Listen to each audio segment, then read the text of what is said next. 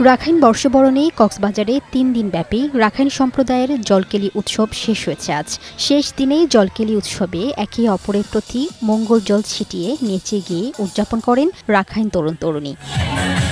উৎসবে বাদ্যযন্ত্রের তালে তালে সবাই নেচেছেন নিজের মতো করে, যেখানে নবীন প্রবীণ বয়োবৃদ্ধের অংশগ্রহণ ছিল চোখে পড়ার মতো। পর্যটকদের উপস্থিতিও ছিল। এই প্রথম আমি আসলাম, লাগছে, ভালোই লাগছে।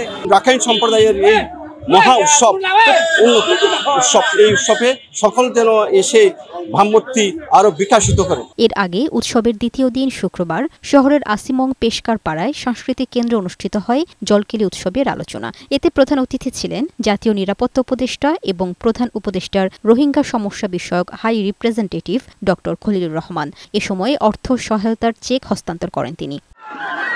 রাঙামাটি মারমা সাংস্কৃতিক সংস্থা মাসোসের উদ্যোগে সকালে রাঙামাটি মারি স্টেডিয়ামে সাংরাই উৎসবের উদ্বোধন করেন পার্বত্য চট্টগ্রাম বিষয়ক মন্ত্রণালয়ের উপদেষ্টা সুপ্রদীপ চাকমা। এ সময় জলকেলির পাশাপাশি মনোজ্ঞ সাংস্কৃতিক অনুষ্ঠানের আয়োজন করা হয়।